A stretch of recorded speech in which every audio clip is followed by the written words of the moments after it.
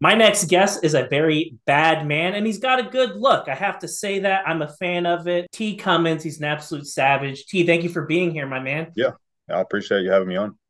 Headlining Summit FC 43, that's coming up right around the corner. It's been about a year since your last fight in the cage. I want to know, like, how excited are you for this opportunity? It's been a minute.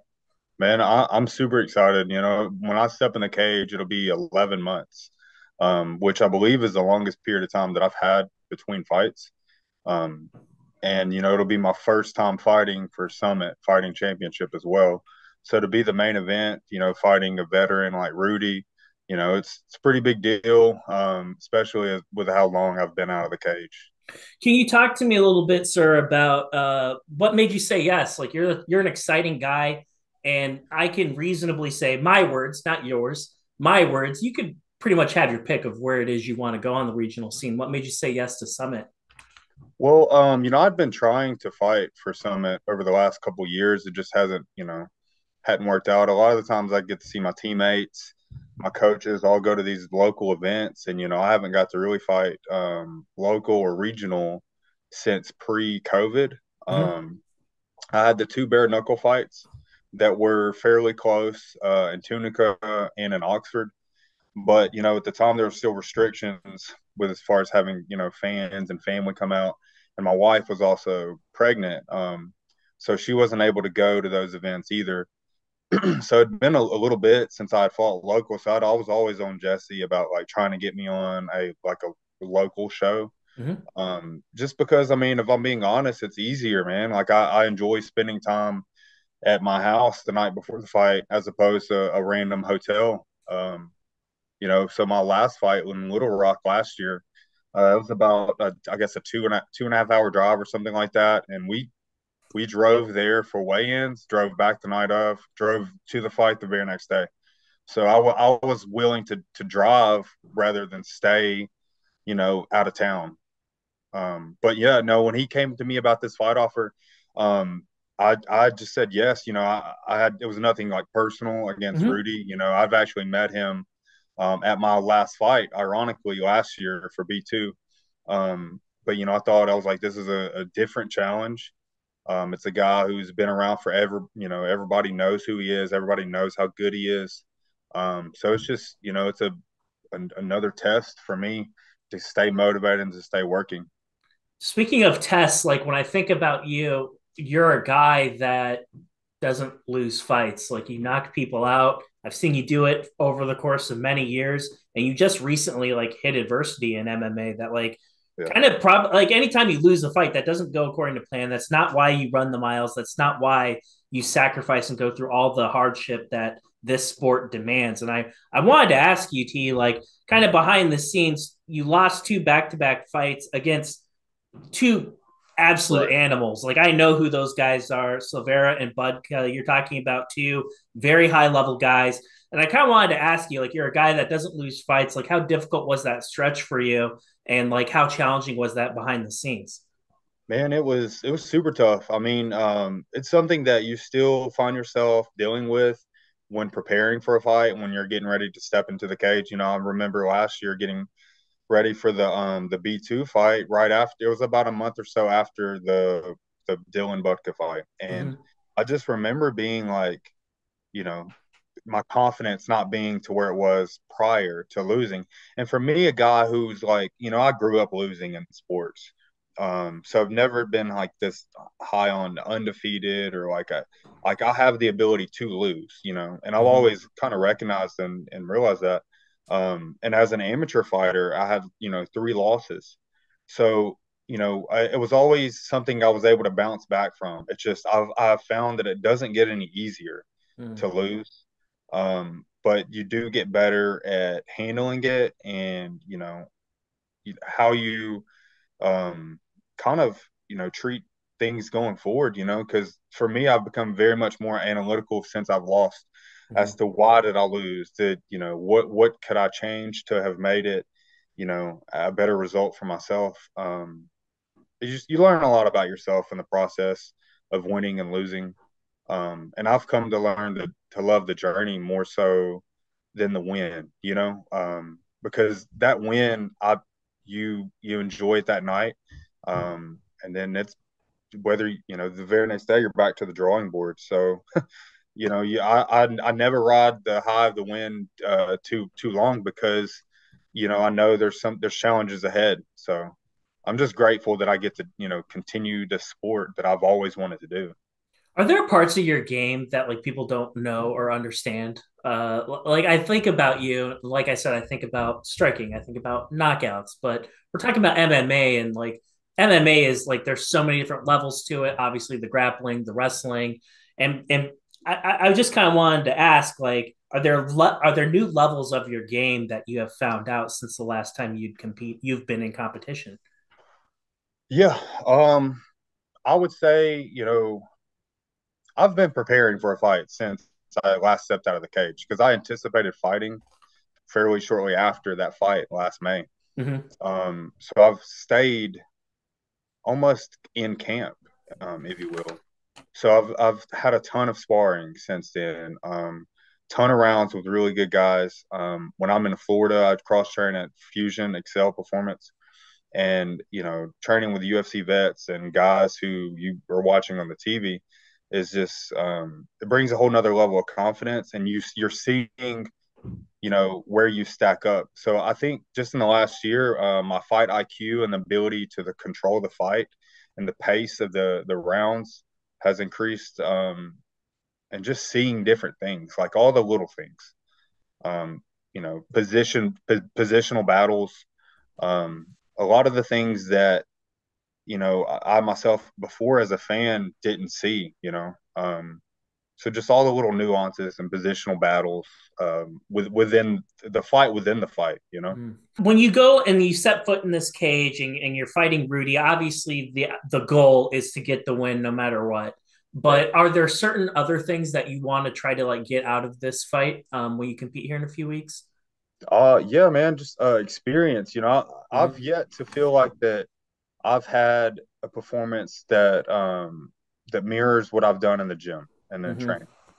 And finding what works for me per se, like, as far as even the warm up, just, finding like something that I can stick to for future fights. And I think a lot of it's due to the gaps in fights and not being as active as I was as an amateur fighter. Because when I was an amateur, I was fighting, pretty often, and it was easy to stay active.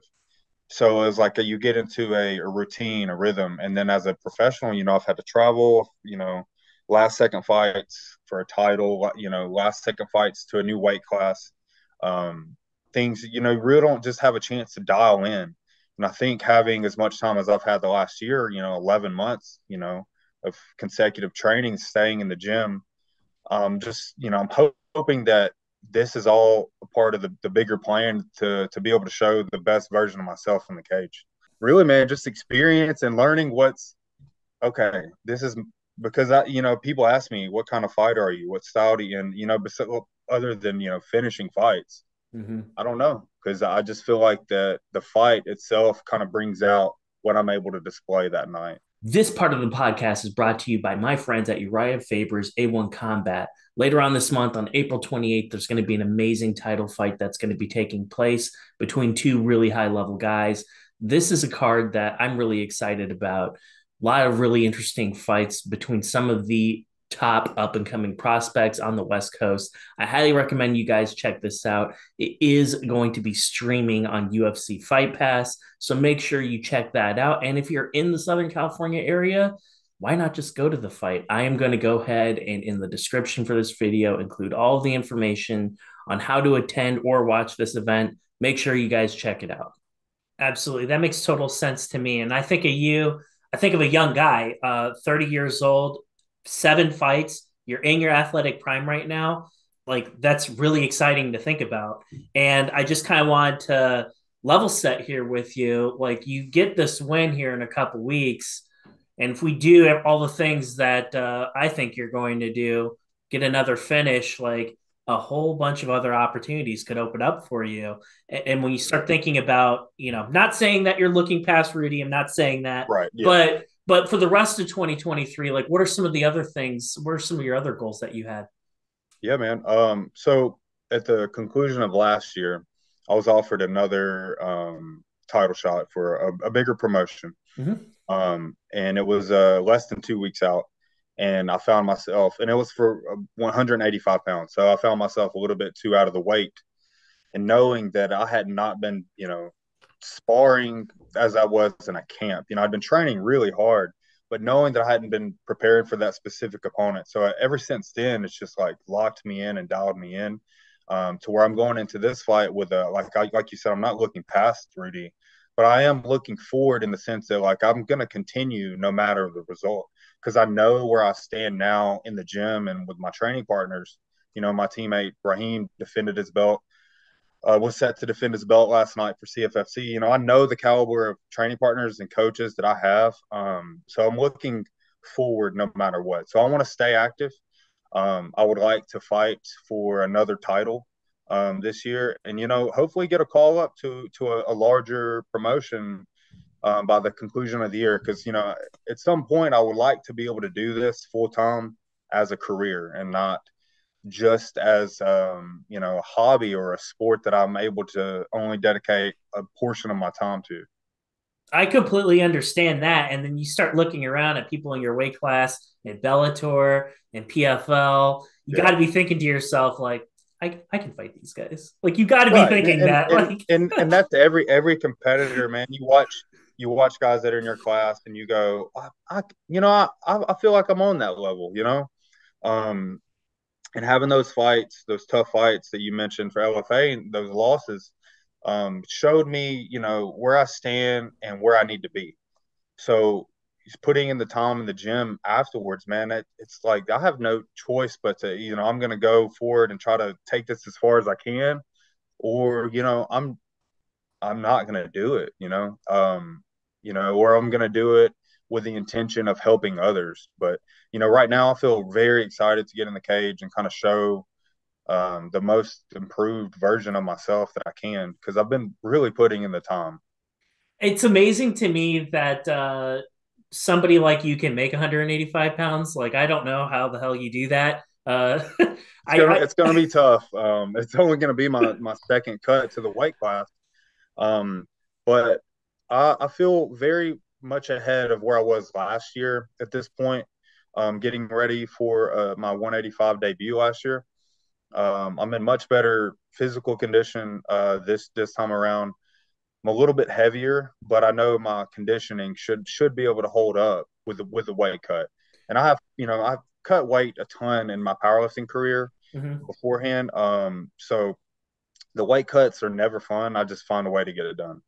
Like in the long term, do you envision yourself like 205? Is that like where you would ideally like to be, or is it just kind of depending on wherever the opportunities are? Um, the opportunities and also where my body weight and what my body is telling me. I Hmm. will never force myself into a class that I'm not capable of competing in.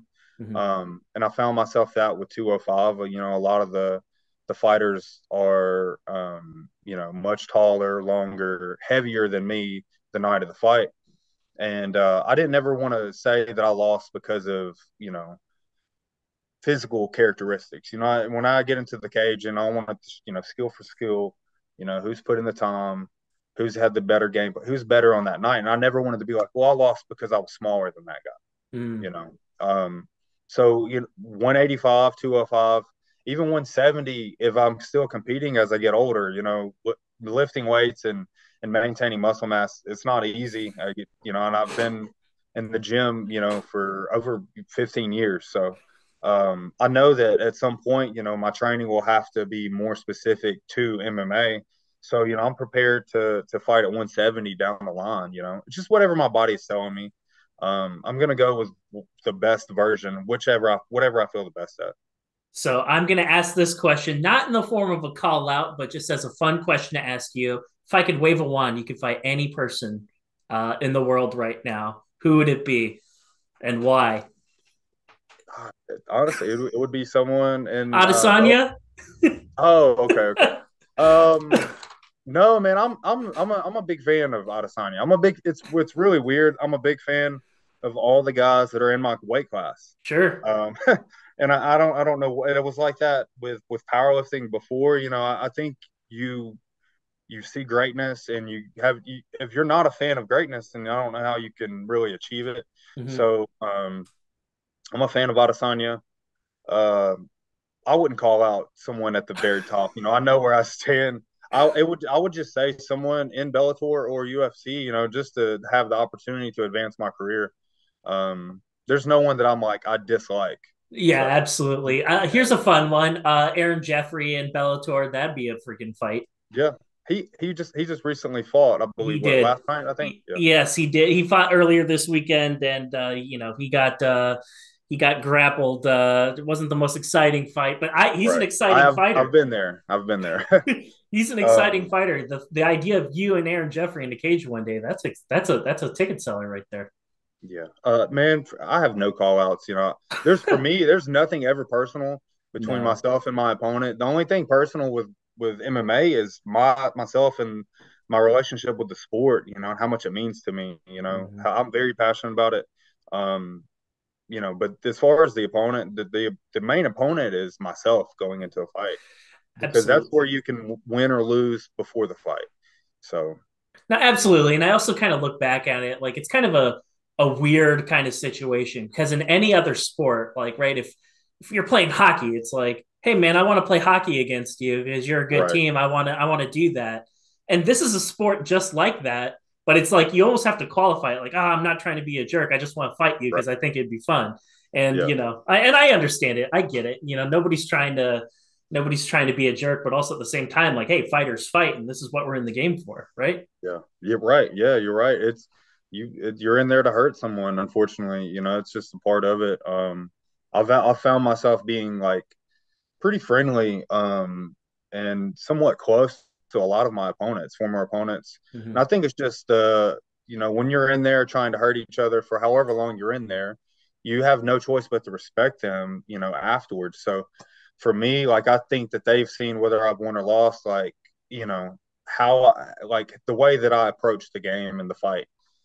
It's never personal. So but unfortunately somebody's got to get hurt for someone to win the majority of the time.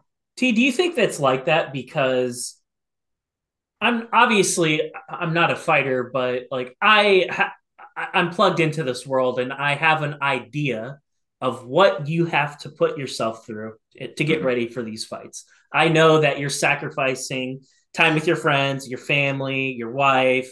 Mm-hmm. Um, there's a lot of things that are going on behind the scenes for that 15-minute window that we see you. Like you're putting in Yeah. thousands of hours for this. So is your opponent. And I'm thinking to myself, like, the hell that you're putting each other, you're putting your body Right. through and your mind through. That guy's doing the same thing. And regardless of that outcome, it's like there's like that recognition of it. Like I know what you had Yep. to do in order to get here, and you know what I Right. had to do, and I can imagine like that's probably where that comes from, that respect, because Yeah. you're the one that's running those 10 miles, and the other guy did it too. So Yeah. nobody else had to do that. So that's just kind of like my hypothesis. That's kind of Yeah. where I'm pulling that from. 1,000%. And I think that's why fighters get so irritated with criticism, from those who not fight, because I can understand not wanting to fight. Yeah. Like there's been times where I don't want to fight. Mm-hmm. But those who have never experienced even training, but give out criticism to like you should do this, or you know you're terrible, or whatever they say. I think that's why fighters get so riled up, is because they know how difficult it is. And there's nothing like it either. Like No. the mental approach is not like anything else I found. Um, so I think that's the reason that we respect each other so much, like whoever it is. And that there's disrespect to self fights, and you see Mm-hmm. it all the time. But at the end of the day, most of these fighters respect each other. Adesanya and Pereira coming up, they can put on a front that they hate each Sure. other, but at the end of the day, they're gonna share the cage or ring 4 different times. You're not telling me that those two don't respect each other. Absolutely. I think for me, pretending like I'm in your world, it's like the only thing that I think that would really upset me if I were a fighter like I understand it's kind of like cartoon land before you lead up to the fight. Some people are going to say and do crazy shit if that's in Yeah. their character. That's not me, but other people are like that. Mhm. The only thing that I think that would really upset me is if somebody missed weight, because it's like, wait a minute, like that was part of the deal. Like you were supposed to come in here and you didn't do that shit.